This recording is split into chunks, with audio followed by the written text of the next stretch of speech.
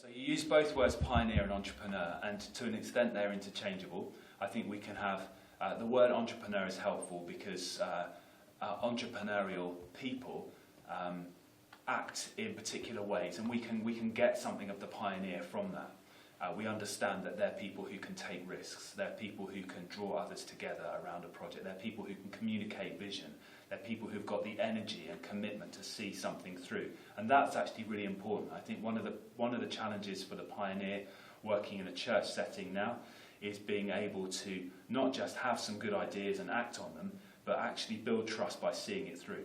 So bringing alongside other members of the congregation, being able to help them see why this is something that the congregation might want to do in the community or for the benefit of the community and for the building up of the body, and then to be able to really work through and see it through. And obviously, along the way, there are going to be challenges and difficulties and opportunities to give up or go back or to say, hey, we did the wrong thing here, and sometimes that's right.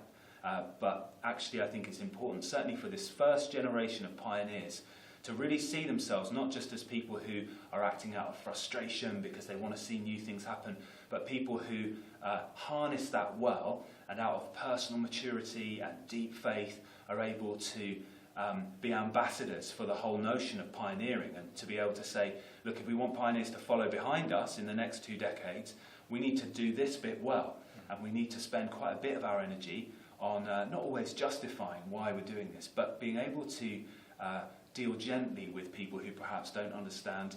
Someone in the group earlier today, which was helpful for me, was able to say, hey, we don't just want people running ahead saying, I've seen the promised land, and charging off and being all kind of frustrated with those who can't see this.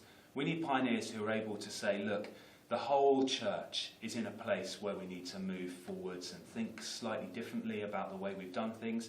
And for everyone to come, those who can really see clearly need to bear with those who are less able to see that vision right now.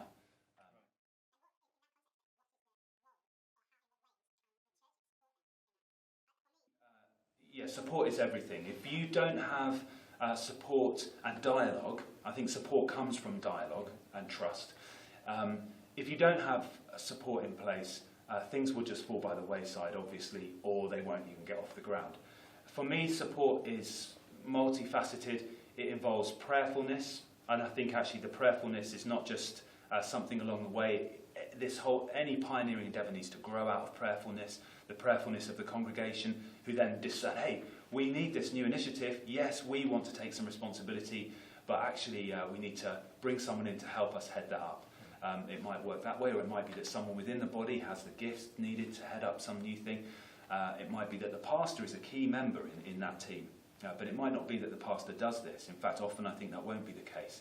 But they can act as a permission giver and a gatekeeper, and the one who says to the congregation, let's go for this, and helps the congregation to understand that this is something that needs to happen. So prayerfulness is key. That's key. Finance is obviously key too.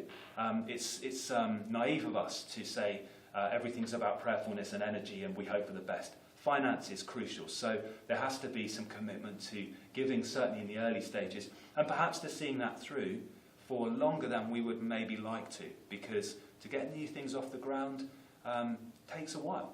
And if it's going to stand on its own feet at the end, then it really needs some patience.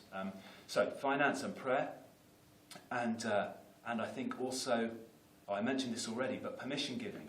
I think churches that are going to be mission shaped are going to be places where it's okay to try things. So there's a culture of permission giving, and that's not just from the top down, but I think that also comes from the bottom up, so that the people are prepared to say, yeah, we can see the need for new things. In fact, we've got some ideas too.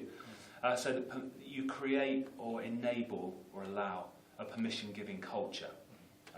So it's those 3 things I think are key.